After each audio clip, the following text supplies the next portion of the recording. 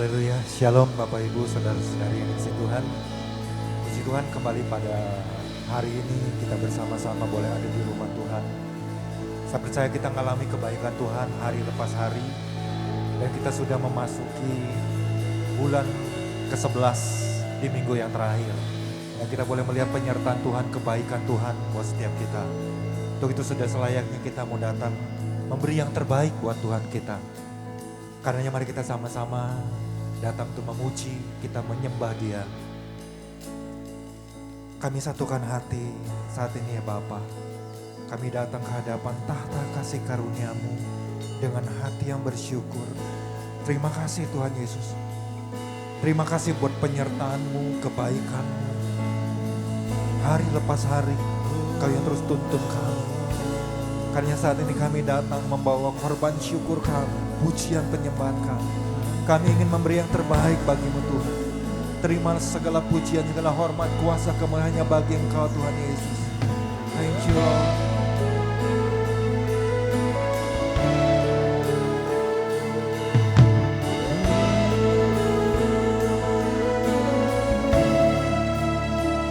Kasih Tuhan sungguh mulia,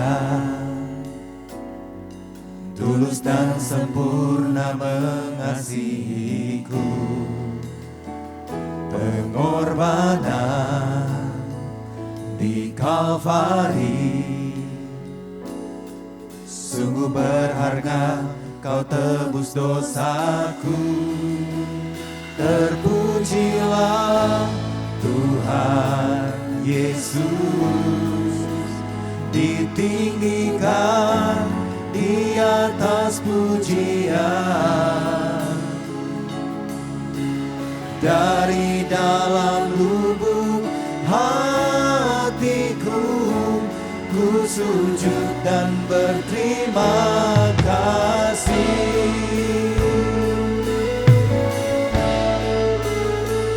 Kasih Tuhan tak bersyarat, tak seperti cinta yang ada di dunia. Selalu memberi lebih dari yang layak ku terima di hidupku. Terpujilah Tuhan Yesus, ditinggikan di atas pujian. Dari dalam lubuk hatiku, ku sujud dan berterima kasih. Terpujilah Tuhan Yesus, ditinggikan di atas pujian. Dari dalam lubuk hatiku, ku sujud dan berterima kasih. Katakan kasih Tuhan, kasih Tuhan tak bersyarat, tak bersyarat, tak seperti cinta yang ada di dunia. Selalu memberi lebih dari yang layak ku terima di hidupku. Terpujilah Tuhan Yesus, ditinggikan di atas pujian. Dari dalam lubuk hatiku, ku sujud dan berterima kasih. Terpujilah, terpujilah Tuhan Yesus, ditinggikan di atas pujian.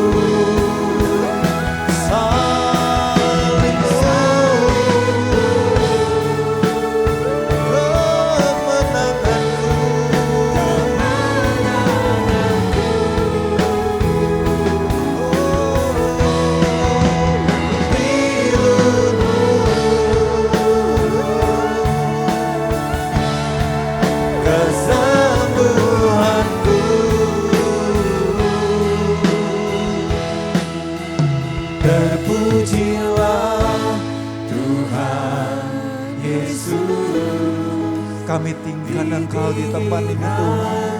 Di atas pujian, dari dalam lubuk hatiku, ku sujud dan berterima kasih.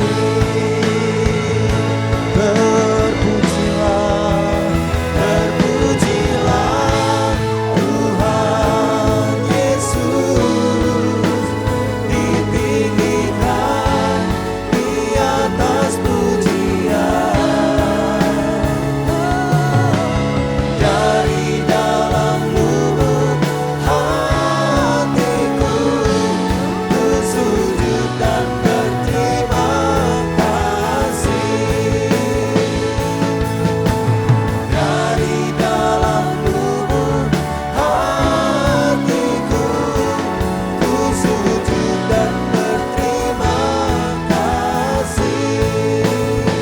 Dari dalam lubuk hatiku, ku sujud dan berterima kasih.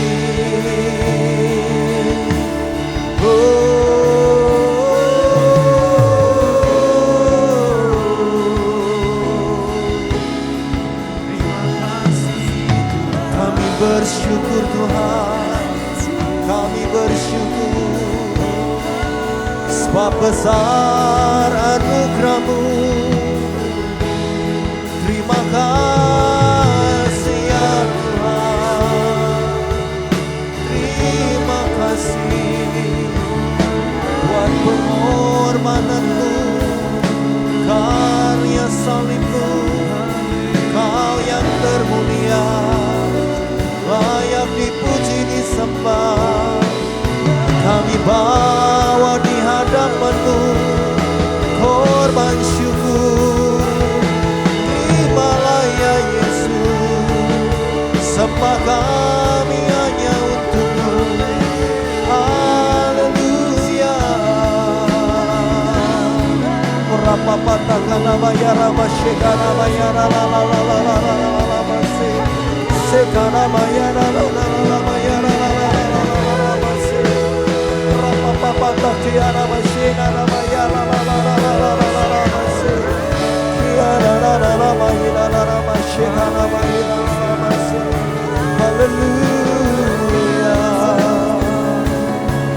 Sekana patakana bayara la la la la la la la.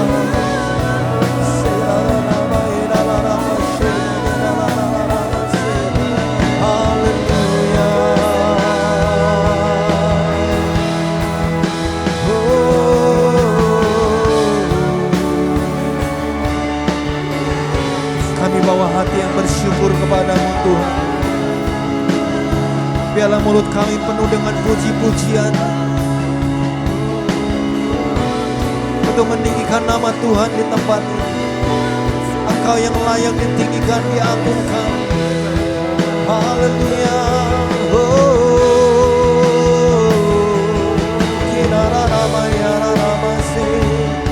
Haleluya.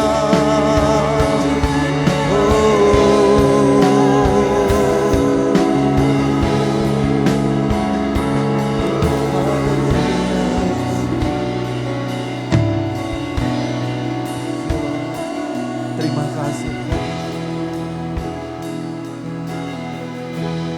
Nyanyi pujian bagi-Mu Tuhan, pujian bagi-Mu Tuhan. Nama-Mu besar dan layak dipuji. Ku agungkan nama-Mu Tuhan, agung nama-Mu Tuhan. Nama-Mu besar dan layak dipuji. Mari kita bangkit bersama-sama. namamu Tuhan, pujian bagimu Tuhan, sungguh namamu besar dan layak dipuji. Ku agungkan namamu Tuhan, agung namamu Tuhan, namamu besar dan layak dipuji. Namamu besar, namamu besar dan layak dipuji. Sungguh namamu besar, namamu besar dan layak dipuji.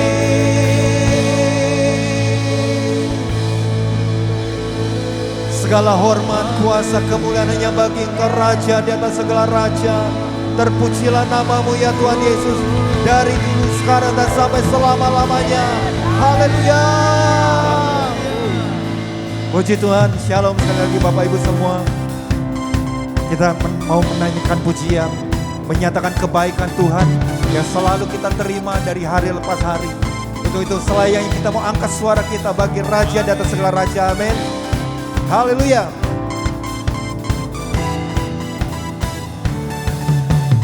Tiada taranya, tiada bandingannya, kebaikanmu Bapa di hidupku,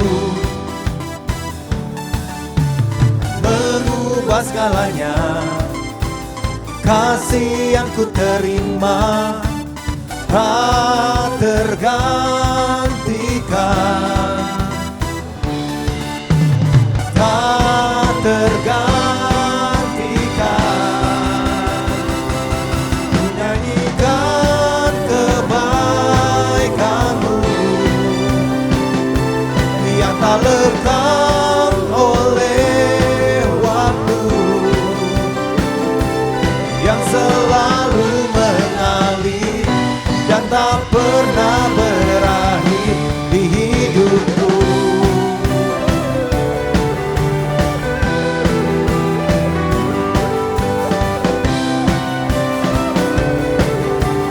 Bersama-sama kita katakan sekali lagi. Tiada taranya, tiada bandingannya, kebaikanmu Bapa di hidupku. Mengubah segalanya. Kasih yang ku terima tak tergantikan, tak tergantikan, tak tergantikan. Nyanyikan kebaikanmu yang tak lekang oleh waktu, yang selalu mengalir dan tak pernah berakhir di hidupku. Engkau baik Tuhan, Engkau selalu baik bagi kami. Mari bersama-sama kita mau katakan ini di hadapan Tuhan. Engkau baik, sangat baik. Engkau baik bagiku. Ku nyanyikan kebaikanmu yang tak lekang oleh waktu.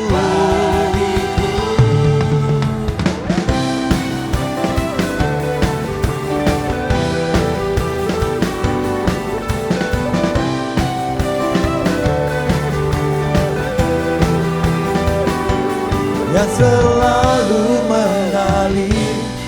tak pernah berakhir. Ku nyanyikan kebaikan-Mu yang tak lekang oleh waktu, yang selalu mengalir dan tak pernah berakhir. Ku nyanyikan kebaikan-Mu yang tak lekang oleh waktu, yang selalu mengalir dan tak pernah berakhir, yang selalu mengalir dan tak pernah berakhir di hidupku. Haleluya. Kebaikan Tuhan begitu nyata buat setiap kita, amin. Karena Tuhan terus tuntun kita, Tuhan terus berbicara buat setiap kita. Dan sungguh kita bersyukur karena Tuhan kita baik, amin. Puji Tuhan, silakan duduk Bapak Ibu. Apapun mungkin hari-hari ini tantangan yang sedang Bapak Ibu hadapi, masalah persoalan. Jangan kita takut, jangan kita ragu. Karena kita punya Tuhan yang jauh lebih besar dari segala masalah kita. Karena selalulah bersandar hanya kepada Tuhan. Andalkan Tuhan dalam hidup setiap kita.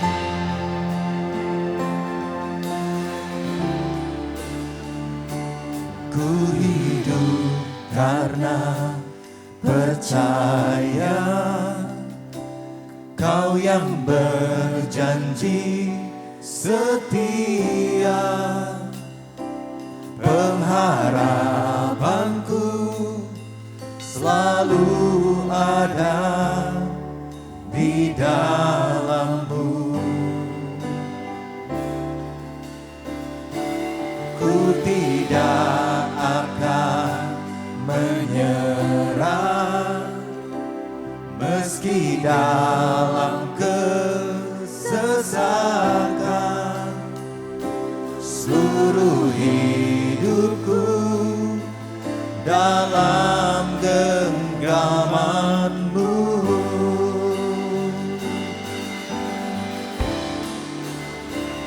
Aku punya Tuhan yang besar, yang telah berjanji dan sanggup menggenapi. Imanku bersepakat percaya kuasa-Nya.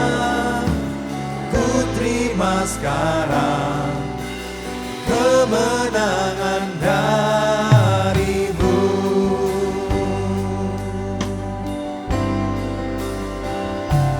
Ku hidup karena percaya, Kau yang berjanji setia. Pengharapanku selalu ada di dalam-Mu. Ku tidak akan menyerah meski dalam kesesakan. Seluruh hidupku dalam genggaman-Mu. Aku punya Tuhan yang besar,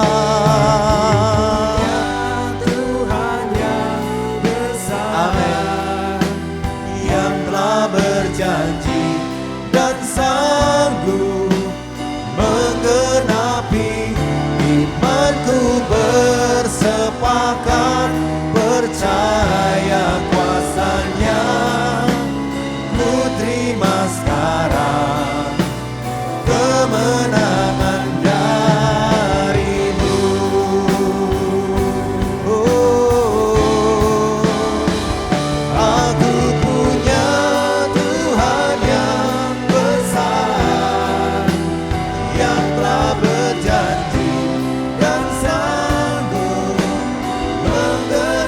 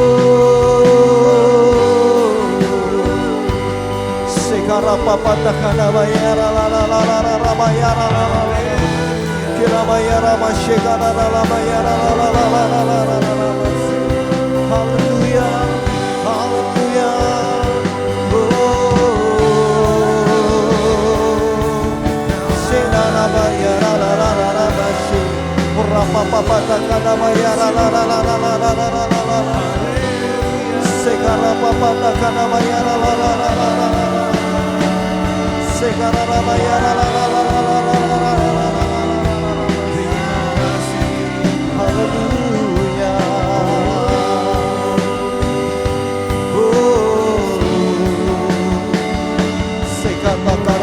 haleluya.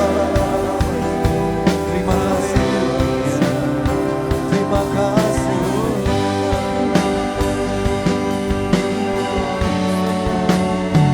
Terima kasih Tuhan.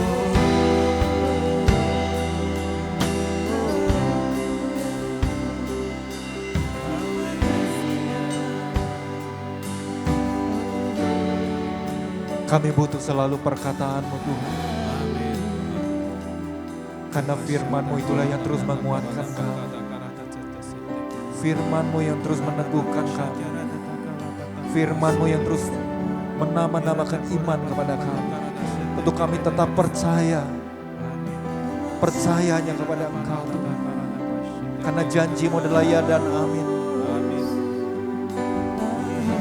Teguhkan hati kami lebih lagi Tuhan Yesus. Karena kami perlu Engkau. Biarlah kehadiran-Mu dalam hidup kami senantiasa terus kami pegang erat-erat Tuhan. Kami tidak pernah mau jauh dari Engkau, tapi kami mau lebih lagi mendekatannya kepada Engkau. Menyelaraskan hidup kami, menghidupi firman-Mu Tuhan. Terima kasih Tuhan Yesus. Terima kasih Tuhan Yesus.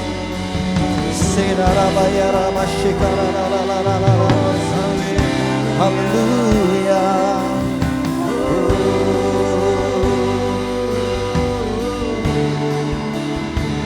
Aku punya Tuhan yang besar, yang telah berjanji dan sanggup menggenapi. Imanku bersepakat percaya kuasa-Nya. Ku terima sekarang. Mari kita bangkit bersama-sama.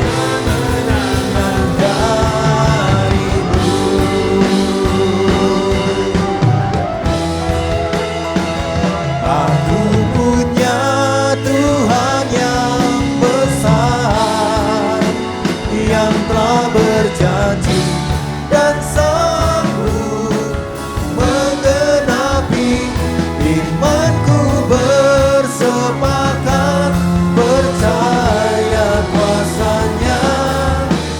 Ku terima sekarang kemenangan dari-Mu.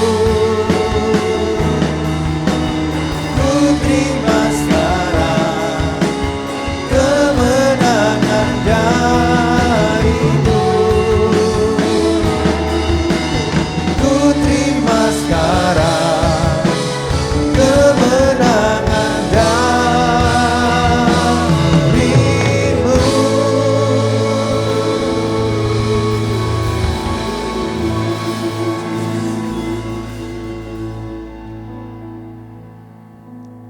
Ajar kami terus Tuhan mengandalkan Engkau. Sebab firman-Mu berkata, diberkatilah orang yang mengandalkan Tuhan.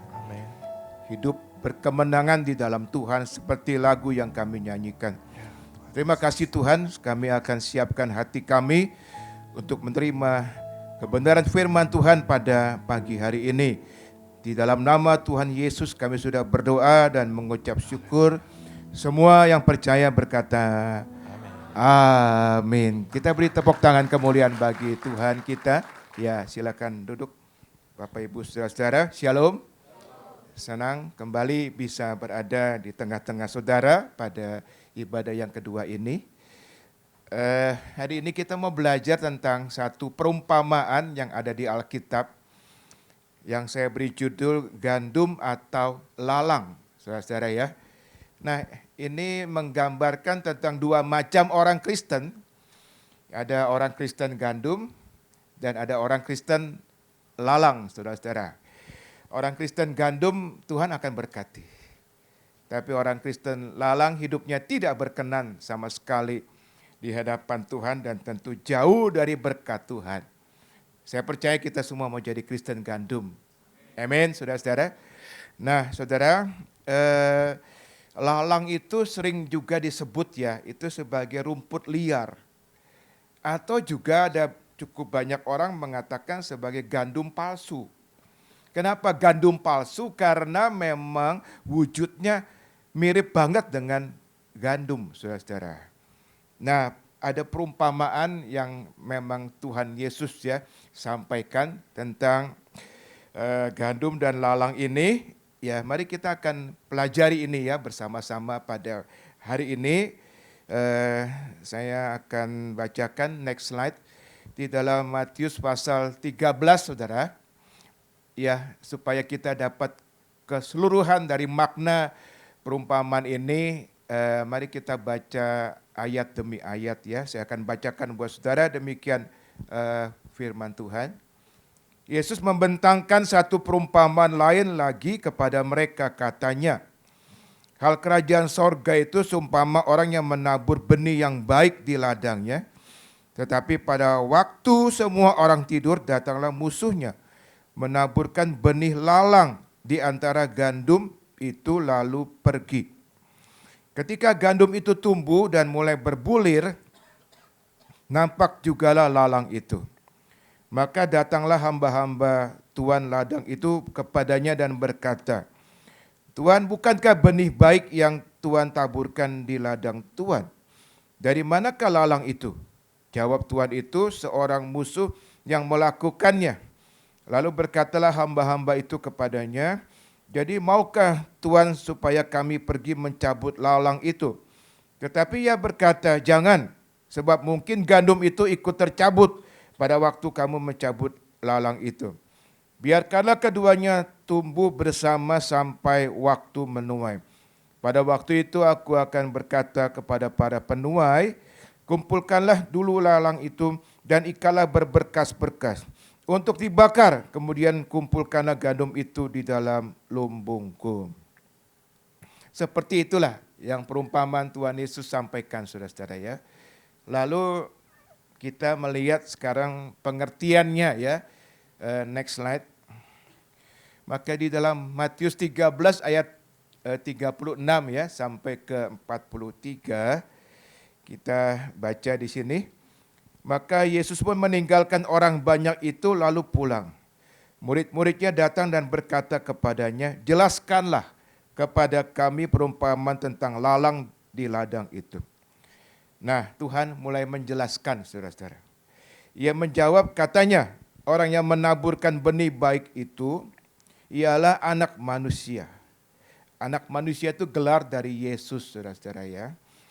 Ladang ialah dunia. Benih yang baik itu anak-anak kerajaan dan lalang anak-anak si jahat.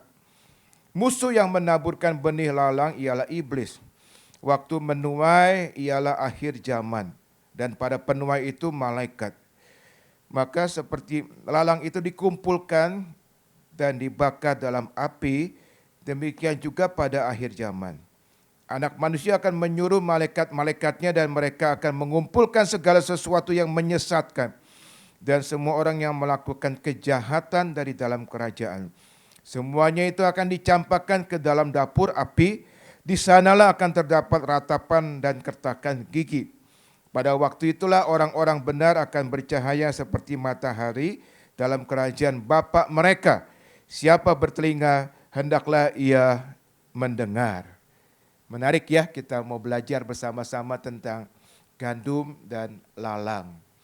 Nah, saya coba membagi 3 hal yang kita mau belajar sama-sama. Kita lihat slide berikut. Yang pertama, siapakah gandum dan lalang itu? Saya pakai kata siapakah karena sebenarnya ini menggambarkan tentang orang. Ya, orang Kristen gandum dan orang Kristen lalang, saudara ya. Yang kedua adalah apakah yang membedakan gandum dari lalang. Dan yang ketiga, kapan lalang dipisahkan dari gandum? Ya, Karena tuannya melarang saudara ya, langsung dipisahkan. Ada waktunya ternyata pemisahan itu. Baik, yuk kita lihat satu persatu saudara-saudara. Next slide kita baca sekarang dalam Matius 13 ya. Siapakah gandum dan lalang itu ya. Matius 13 tadi kita ulang ya. Ayat 37 sampai 39 demikian. Ia menjawab katanya.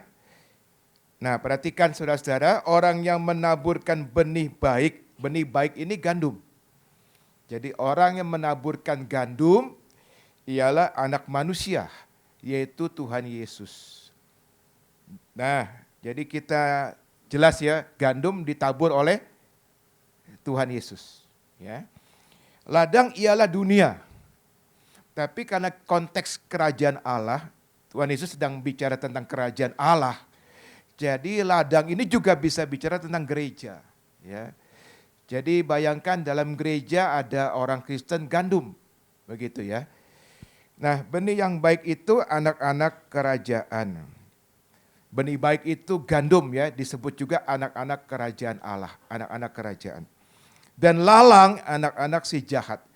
Ya, si jahat ini ialah iblis ya. Musuh yang menaburkan benih lalang itu ialah iblis.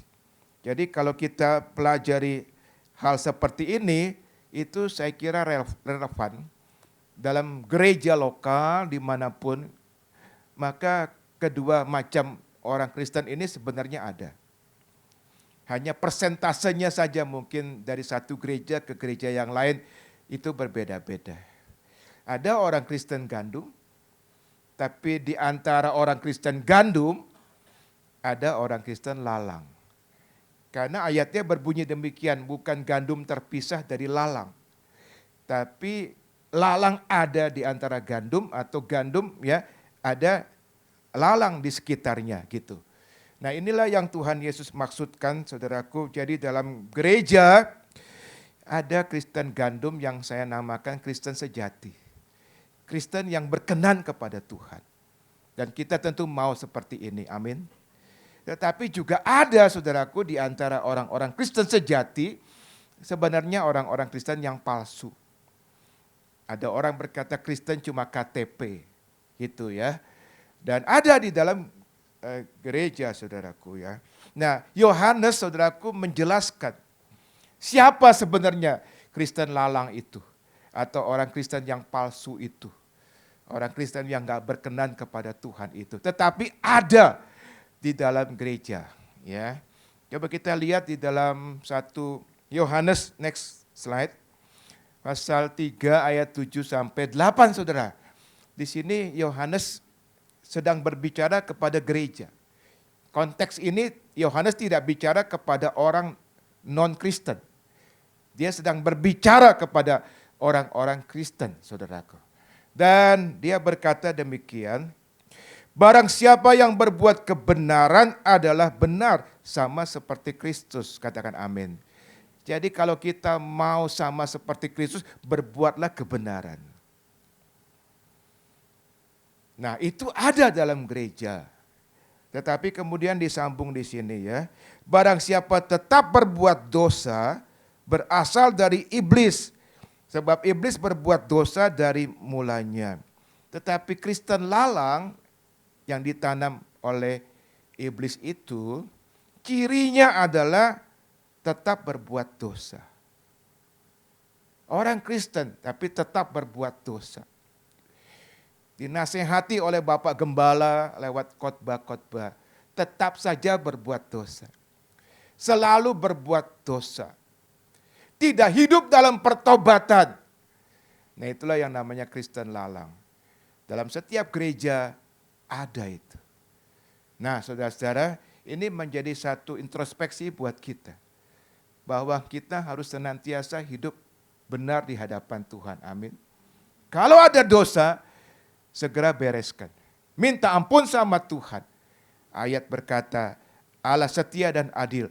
Ia akan mengampuni segala dosa-dosa kita. Amin saudara-saudara. Nah saudara-saudara, nah orang-orang Kristen lalang itu saudaraku, kenapa Tuhan tidak berkati? Karena akibatnya mereka itu memang masih senang hidup dalam dosa. berarti sebenarnya mereka tidak seperti Kristus. Pola pikirnya masih pola pikir dosa. Karakternya juga belum seperti Kristus, saudaraku. Barangkali perkataannya juga masih perkataan dosa. Mungkin perkataan yang menjelek-jelekan sesama gitu ya. Perkataan yang kasar, perkataan dusta, itu yang masih dilakukan oleh orang-orang Kristen lalang, saudaraku. Perbuatannya juga tidak memuliakan Bapa di surga. Nah, Yohanes menegur ya orang-orang Kristen seperti ini karena Tuhan mengasihi. Amin, saudaraku. Tuhan tidak ingin satu pun menjadi Kristen lalang. Tuhan ingin kita semua menjadi Kristen-Kristen gandum. Katakan amin. Ya. Nah, saudara-saudara, mari kita lihat cara kerja iblis sekarang. Next. Nah, ini cara kerja iblis seperti ini, saudaraku. Dikatakan dalam Matius 13 ayat 25 demikian firman Tuhan. Tetapi pada waktu dikatakan semua orang tidur, datanglah musuhnya menaburkan benih lalang di antara gandum lalu pergi. Jadi perhatikan kata-kata menaburkan benih lalang di antara gandum. Jadi makanya di dalam sebuah gereja itu ada lalang yang ditabur oleh si iblis. Ya, bukan terpisah sama sekali. Kalau terpisah sama sekali kita gampang membedakan. Oh, ini kelompok lalang, ini kelompok gandum. Ya, itu cara kerja iblis, saudara-saudara ya. Jadi memang dari sejak zaman Rasul Paulus, saudara, rupanya hal ini sudah ada. Jadi bukan hanya terjadi pada zaman kita, akhir zaman. Jadi yang namanya Kristen lalang, Kristen gandum, sejak zaman Rasul Paulus pun dia sudah ngalami. Makanya dia memberikan nasihat, saudaraku ya, kepada gereja di Roma. Mari kita lihat apa yang dia sampaikan. Roma 16, ayat 17 sampai 18, saudara. Perhatikan ayat ini baik-baik. Dikatakan demikian firman Tuhan, tetapi aku menasihatkan kamu, saudara-saudara, supaya kamu waspada terhadap mereka.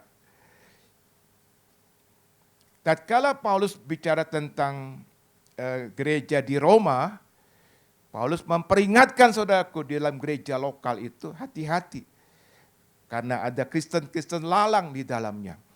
Jadi dikatakan di sini supaya kamu waspada terhadap mereka yang bertentangan dengan pengajaran yang telah kamu terima, menimbulkan perpecahan dan godaan. Sebab itu hindarilah mereka. Sebab orang-orang demikian tidak melayani Kristus. Tidak melayani Kristus, tetapi melayani perut mereka sendiri. Dengan kata-kata mereka yang muluk-muluk dan bahasa mereka yang manis, mereka menipu orang-orang yang tulus hatinya. Jadi di dalam gereja di Roma itu, di antara gandum-gandum itu ada lalang. Dan Paulus menasehati, hati-hati waspada terhadap mereka. Sebab mereka dikatakan oleh Rasul Paulus di sini tidak melayani Kristus.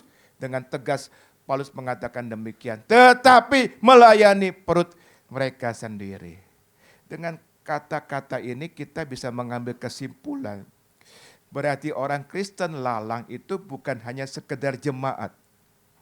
Orang Kristen lalang juga melayani. Sebab ada kata melayani. Tapi motivasi pelayanannya yang tidak benar. Kristen gandum melayani untuk kemuliaan Tuhan. Katakan amin. Tapi Kristen lalang melayani untuk kepentingan perut mereka sendiri, saudara-saudara. Jadi bisa saja terselip ya di setiap gereja. Mungkin di antara guru-guru sekolah minggu, di antara tim pemuji penyembah, ya kan? Di antara mungkin juga bahkan hamba-hamba Tuhan dalam gereja. Bisa saja, saudaraku, ada Kristen-Kristen lalang. Amin, saudara-saudara. Itu sebabnya kenapa, saudaraku, dalam gereja kita harus cukup sering mengkhotbahkan tentang pertobatan.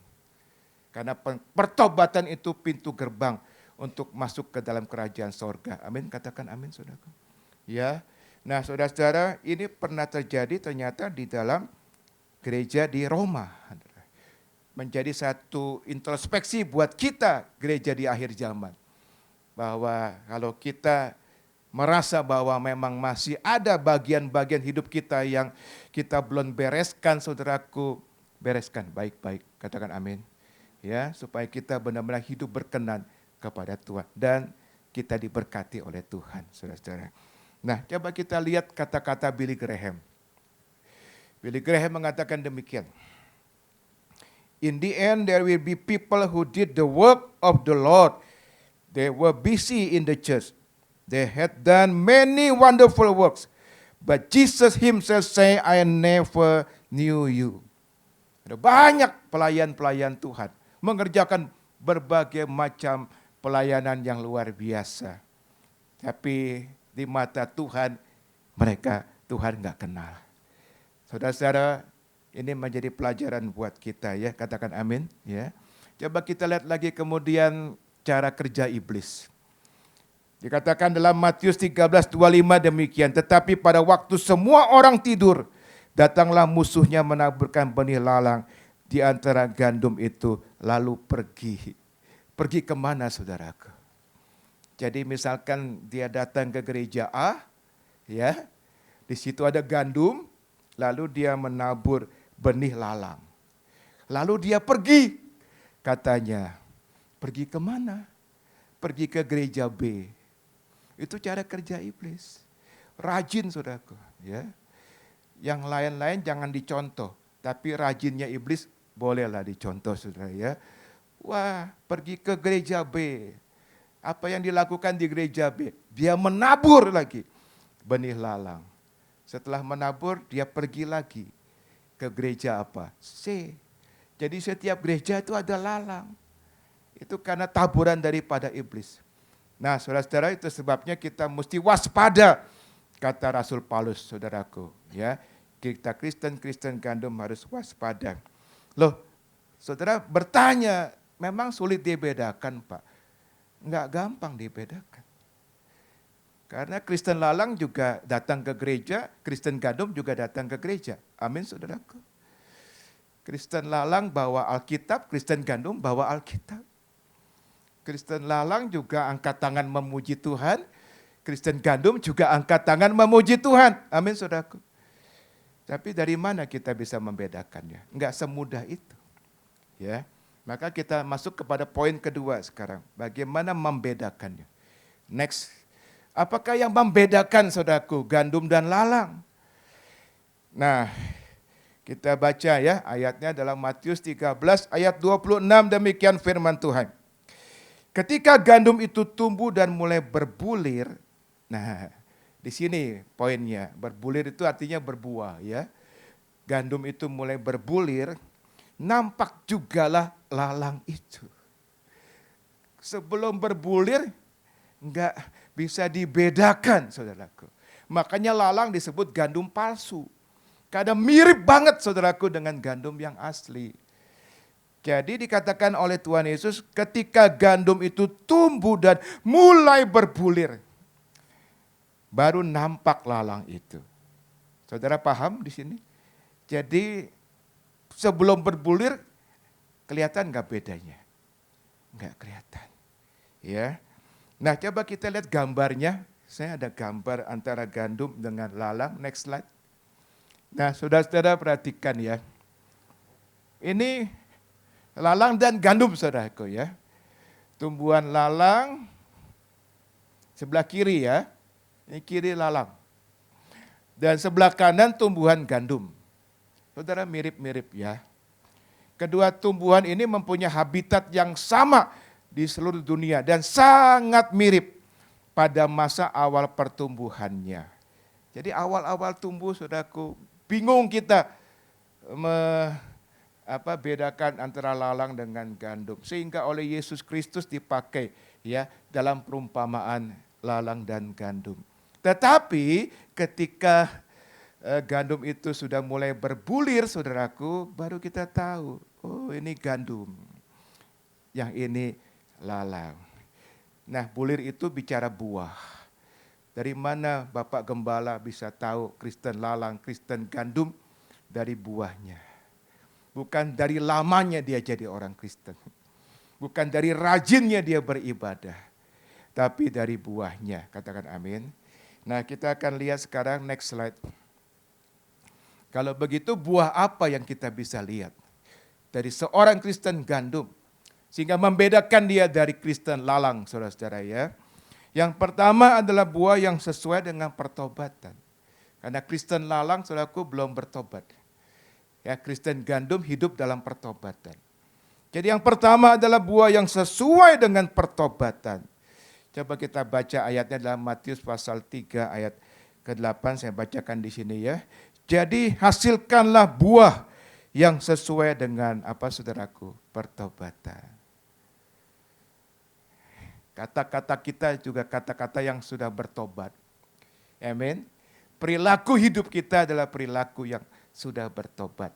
Nah, dari situlah kita bisa membedakan, oh ini lalang, ini adalah gandum, saudara-saudara ya. Jadi pertobatan yang sejati itu kelihatan dari pola pikir. Pola pikir kita sudah tidak dikontaminasi oleh dosa. Amin. Karakternya juga sudah mulai berubah. Mungkin dulu sombong, sekarang rendah hati. Ya, mungkin dulu saudaraku tidak setia, sekarang jadi anak Tuhan yang setia. Sudah berubah saudaraku, dan itu Bapak Gembala bisa melihat dari buahnya. Amin saudara-saudara ya. Dan ini juga pernah disampaikan oleh Rasul Paulus. Coba kita lihat dalam Kisah Rasul pasal 26 ayat 20, demikian firman Tuhan. Perhatikan ayat ini saudaraku. Tetapi mula-mula aku memberitakan kepada orang-orang Yahudi di Damsyik, di Yerusalem dan di seluruh tanah Yudea, dan juga kepada bangsa-bangsa lain, bahwa mereka harus bertobat dan berbalik kepada Allah, serta melakukan pekerjaan-pekerjaan yang sesuai dengan pertobatan itu. Jadi clear sekali Paulus berkata, tanda orang bertobat adalah melakukan perbuatan-perbuatan yang sesuai dengan pertobatan-pertobatan itu. Amin. Jadi tidak hanya katakan di mulut gitu, saya udah bertobat Pak. Enggak gitu saudaraku ya. Tetapi dikatakan di sini harus dilihat dari pekerjaan-pekerjaannya yang sesuai dengan pertobatan itu. Haleluya. Dulu mungkin jadi suami katakan yang masih kasar di rumah. Puji Tuhan, sekarang sudah menjadi suami yang lemah lembut mengasihi keluarga. Amin. Dulu mungkin istri yang masih belum bisa mengasihi suaminya. Tapi sekarang puji Tuhan, sudah menjadi istri yang sungguh-sungguh mengasihi suami. Ada perubahan, kelihatan sebagai buah pertobatan. Next, yang kedua. Yang kedua adalah buah roh. Saya kira ini tidak asing lagi buat kita orang-orang Kristen tentang buah roh ya. Buah roh ialah kasih, sukacita, damai sejahtera, kesabaran, kemurahan, kebaikan, kesetiaan, kelemah lembutan, penguasaan diri. Tidak ada hukum yang menentang hal-hal itu. Ini bicara kualitas karakter yang harus saudaraku kita miliki dan kita kembangkan. Ya kan, buah itu kan tidak langsung matang ya saudaraku ya. Saudara nanam buah apapun perlu waktu untuk memetik buah itu pada waktu matang. It's a process saudaraku. Demikian juga sama ya, kualitas karakter itu tidak instan saudaraku. It's a process. Tapi ya harus makin hari makin seperti Kristus. Nah itulah saudaraku kualitas karakter ini. Tapi penghambatnya adalah dosa. Jadi saudaraku tadi pagi saya bicara tentang dosa kepahitan. Nanti saudara dengarkan YouTube-nya. Nah kalau kita masih ada dosa kepahitan misalkan saudaraku, maka doa kita terhalang. Ayatnya berkata begitu saudaraku. Bagaimana kalau doa terhalang kita diberkati oleh Tuhan saudaraku? Nah oleh sebab itu ya kita mesti datang kepada Tuhan supaya kita minta ampun. Kita bereskan hati kita. Jagalah hatimu dengan segala kewaspadaan kata firman. Karena dari situlah terpancar kehidupan. Katakan amin. Hati yang gak beres bagaimana Tuhan Yesus bisa berkati. Nah kualitas karakter itu memang perlu dimatangkan terus. Tetapi penghambatnya adalah dosa. Saudaraku kita kalau bicara tentang pertumbuhan rohani, saya kira Bapak Gembala juga sering menyampaikan pertumbuhan rohani. Salah satu penghambat utama pertumbuhan rohani adalah dosa. Kalau kita hidup dalam dosa, rohani kita akan mengalami stuck. tidak akan bertumbuh, saudaraku. Nah, itu yang disampaikan oleh Petrus. Mari kita lihat, saudaraku. Dalam 1 Petrus pasal 2, ayat 1 sampai 3 demikian firman Tuhan ya. Perhatikan, Petrus dalam kedewasaan rohaninya, dia juga pernah jatuh dalam dosa ya, menyangkal Tuhan. Nah, dia menulis surat 1 Petrus dan surat 2 Petrus. Dalam 1 Petrus pasal 2 ayat 1 sampai 3 demikian. Karena itu buanglah segala kejahatan. Harus dibuang saudara, ya, kejahatan, dosa, segala tipu muslihat dan segala macam kemunafikan, kedengkian dan fitnah. Dan jadilah sama seperti bayi yang baru lahir, yang selalu ingin akan air susu yang murni dan yang rohani, supaya olehmu kamu bertumbuh dan beroleh keselamatan. Kalau belum dibuang nggak bisa tumbuh. Amin. Buang dulu kata Petrus. Buang apa? Segala kejahatan tadi. Maka supaya olehnya kamu bertumbuh dan beroleh keselamatan, jika kamu benar-benar telah mengecap kebaikannya. Katakan amin. Ada cerita nih saudara-saudara. Ada 2 orang pemuda tinggal di satu pulau. Rupanya mereka diundang pesta. Tapi pestanya diadakan di pulau yang lain. Untuk datang ke pulau itu mereka harus naik sampan. Ya kira-kira setengah jam nyampe. Dari satu pulau ke pulau yang berikutnya itu kira-kira setengah jam. Dan mereka naik sampan berdua menghadiri pesta. Pesta itu meriah saudaraku, pesta pernikahan sampai larut malam. Dan akhirnya saudaraku, mereka dalam keadaan sudah sebenarnya capek gitu ya. Mabuk-mabukan lagi kan, minum-minum gitu ya. Tapi mereka harus pulang ya. Karena besoknya mesti kerja. Nah, jadi makanya pagi-pagi masih matahari belum terbit gitu ya. Mungkin jam 4 pagi matahari belum terbit, masih gelap. Mereka memutuskan untuk pulang. Tapi dalam keadaan lelah, mabok lagi saudara ya. Habis pesta. Nah, mereka kembali naik sampan saudara. Pulang kembali ke pulau tempat tinggal mereka. Nah, mungkin sekitar jam 4, jam 5 matahari pokoknya belum terbit gitu. Mereka mulai mendayung saudara. Mereka mendayung. Kan sebenarnya setengah jam nyampe kan saudara ya. Tapi kok ini sudah 1 jam lebih, hampir 2 jam. Kok nggak nyampe-nyampe saudara. Mereka juga bingung, kok nggak nyampe-nyampe. Akhirnya saudaraku matahari sudah mulai terbit, baru mereka sadar. Kenapa nggak nyampe? Tali sampannya masih terikat di pohon, saudara-saudara ya. Ya mau sampai kapan juga nggak nyampe-nyampe ya. Itulah gambaran orang yang terikat dengan dosa. Ya nggak nyampe-nyampe. Di situ aja jadi orang Kristen. Mungkin sudah tertanam di satu gereja puluhan tahun. Ya begitu-begitu saja. Bahkan mungkin saja disusul gitu ya oleh orang-orang Kristen yang baru. Kenapa? Karena dosa. Nah, Petrus dengan jelas berkata bahwa supaya olehnya kamu bertumbuh. Oleh apa? Dengan cara membuang tadi segala kejahatan itu. Katakan amin. Nah, ini penting saudara-saudara ya, supaya kita bertumbuh. Haleluya. Next yang ketiga sekarang. Nah, kapan gandum dipisahkan dari lalang? Tidak bisa sembarang dipisahkan ya. Tuhan nggak akan pisahkan gandum dari lalang. Hari ini setiap gereja ada gandum dan juga ada lalang. Apakah Tuhan pisahkan? No, tetap saja. Gandum beribadah, lalang juga beribadah. Ya. Bahkan gandum melayani Tuhan, lalang pun ikut melayani Tuhan, saudara. Tapi yang tadi pesan Rasul Paulus, kalau gandum melayani Tuhan untuk kemuliaan Kristus, tapi lalang melayani Tuhan untuk kemuliaan perutnya gitu, saudara.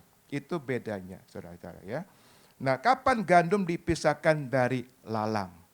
Nah, kita baca ayatnya di dalam Matius 13 ayat 30. Demikian firman Tuhan.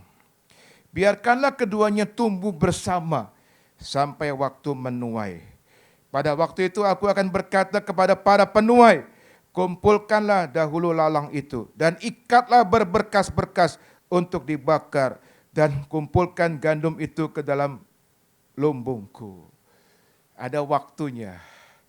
Satu hari nanti atau satu saat nanti atas izin Tuhan, saudara-saudara, maka akan ada pemisahan antara gandum dengan lalang. Hari ini izinkan Roh Kudus bicara sama kita. Yang bisa menilai saya gandum atau lalang diri kita masing-masing.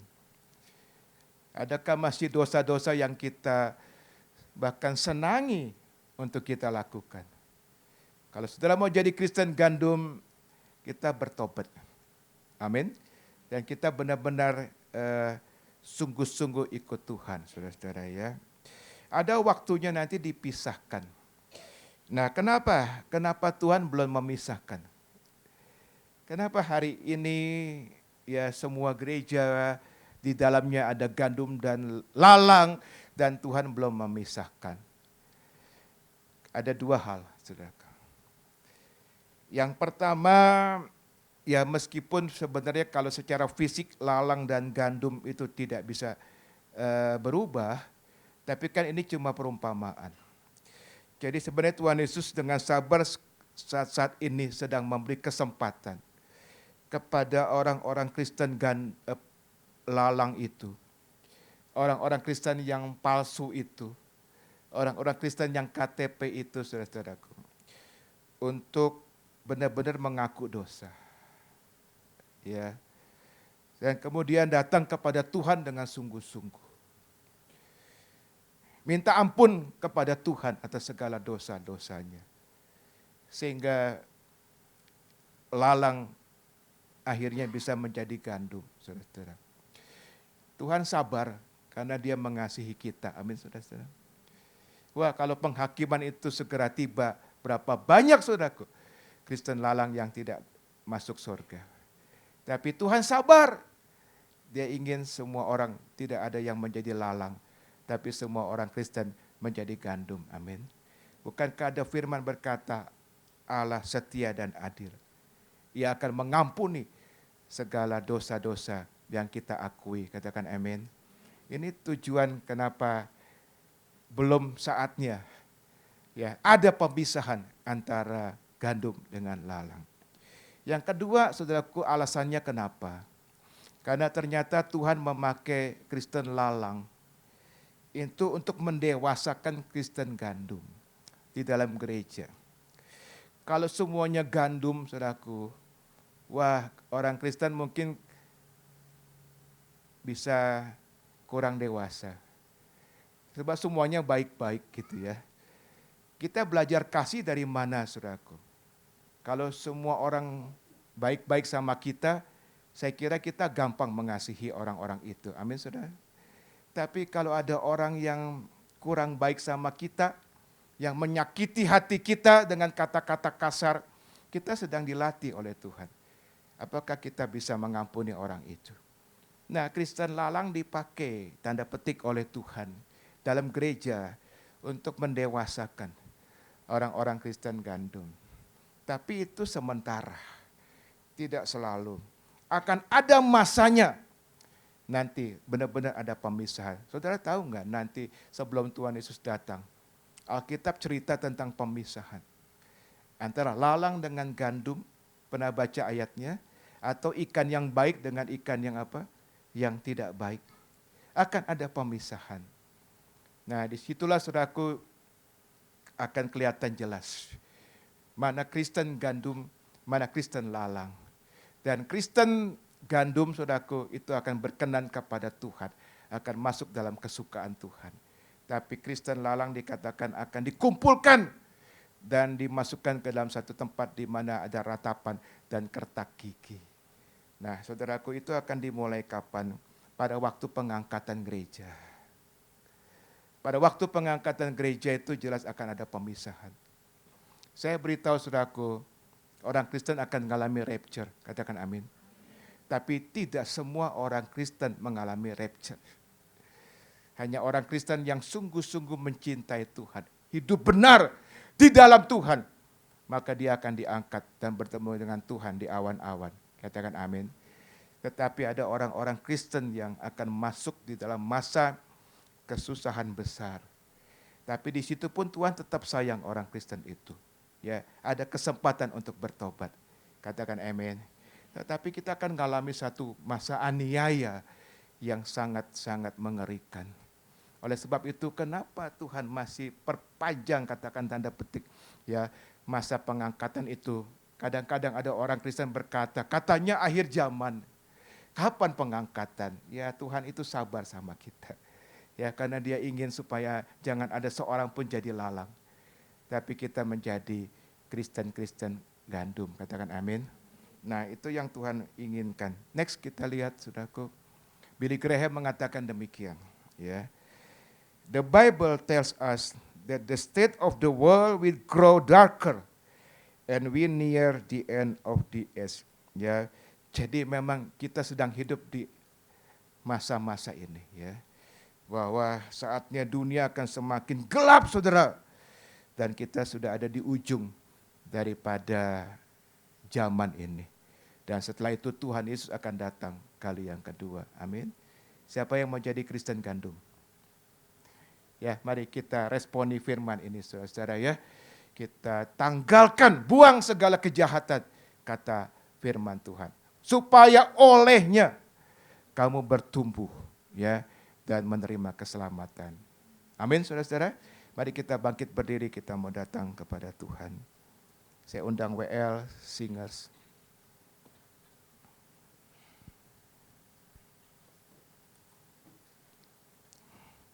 Kita nyanyi lagu Sejauh Timur dari Barat. Engkau membuang dosaku. Mari kita datang dengan sikap hati yang sungguh-sungguh mau datang kepada Tuhan. Untuk bertobat, untuk minta ampun kepada Tuhan atas segala dosa-dosa yang masih kita senangi bahkan dalam hidup kita.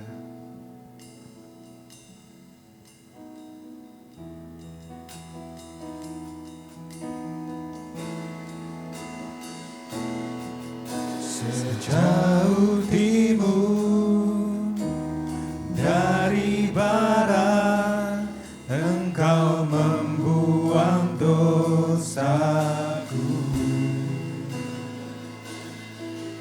Tiada kau ingat lagi pelanggaranku.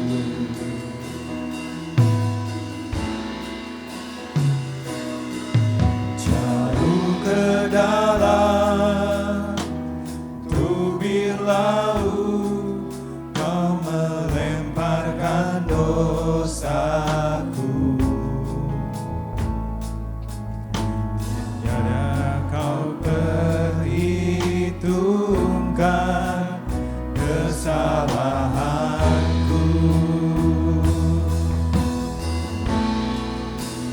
Betapa besar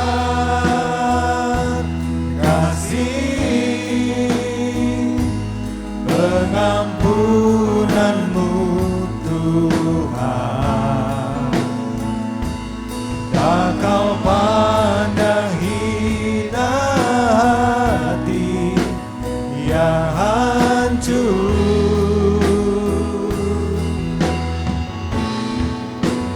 Ku berterima kasih kepadamu, ya Tuhan. Pengampunan yang kau beri, pulihkanku. Haleluya. Terima kasih Tuhan. Sejauh timur dari barat, Engkau membuang dosaku. Tiada kau ingat lagi pelanggaranku.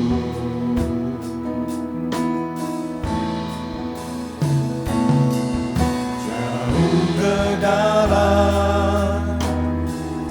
air laut, kau melemparkan dosaku.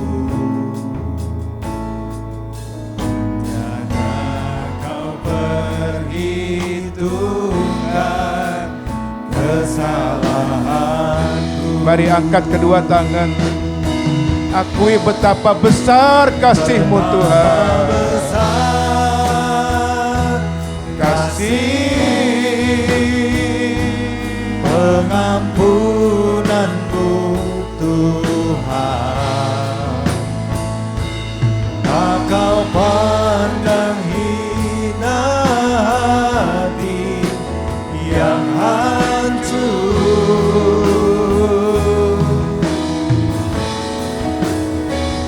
Berterima kasih kepadamu ya Tuhan. Pengampunan yang kau beri, pulihkanku.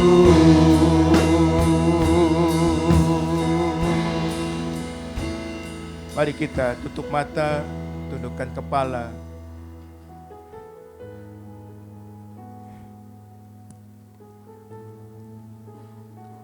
Dari buahnya kita bisa membedakan lalang dan gandum. Hasilkan buah sesuai dengan pertobatan kita. Semakin hari kita menjadi semakin seperti Kristus. Dari seorang yang pemarah menjadi seorang yang sabar. Dari seorang yang tidak setia menjadi seorang yang setia. Dari seorang yang egois menjadi seorang yang memperhatikan orang. Dari seorang yang selalu memendam kebencian menjadi seorang yang pemaaf dan pengampun. Dari seorang yang kikir menjadi seorang yang murah hati. Itu semua adalah proses, tetapi perlu kita hasilkan. Buah-buah pertobatan yang menyenangkan Tuhan. Itulah ciri Kristen gandum. Hidup kita akan diberkati oleh Tuhan. Hasilkan buah-buah roh, kasih, sukacita, damai, sejahtera, dan seterusnya. Tuhan, kami hari ini datang kepadamu. Kami mau menyenangkan Engkau. Kami mau memuliakan Engkau lewat hidup kami. Supaya orang melihat Kristus di dalam kami. Melalui tutur kata kami, melalui apa yang kami perbuat. Tuhan, tolong berikan kasih karunia kepada kami untuk bisa melakukannya. Ampuni segala dosa-dosa kami. Kami makin hari mau hidup kudus di hadapan Engkau. Sebab Engkau kudus adanya. Terima kasih Tuhan, kami bawa hamba-Mu Bapak Pendeta Isaac, Bapak Gembala dan Ibu, dan semua jajaran pelayan Tuhan di tempat ini. Biar Engkau berkati, pelihara secara sempurna.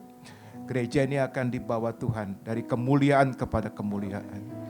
Terima kasih Tuhan Yesus, Engkau baik, Engkau sungguh baik. Kami bersyukur, kami sudah masuk dalam akhir bulan November, tinggal 1 bulan lagi. Penyertaan-Mu sempurna. Bulan demi bulan kami disertai oleh Engkau. Biarlah Tuhan menjadi satu juga kerinduan. Kalau Engkau sudah begitu baik kepada kami, kami juga mau menyenangkan Engkau. Lewat kehidupan kami yang memuliakan Tuhan. Kami tidak mau jadi Kristen lalang, yang tidak serius, tapi menjadi Kristen gandum yang sungguh-sungguh mencintai Tuhan. Dan kami mau mengutamakan Tuhan, mengandalkan Tuhan saja dalam hidup kami. Terima kasih Tuhan, terima kasih. Di dalam nama Tuhan Yesus, kami sudah berdoa dan mengucap syukur. Semua yang percaya berkata, amin. Amin. Ya, Tuhan berkati, silakan duduk. Saudara. Puji Tuhan kita telah mendengar kebenaran firman Tuhan. Mari kita menjadi orang-orang Kristen yang menjadi pelaku-pelaku, menjadi Kristen-Kristen gandum. Tuhan Yesus memberkati.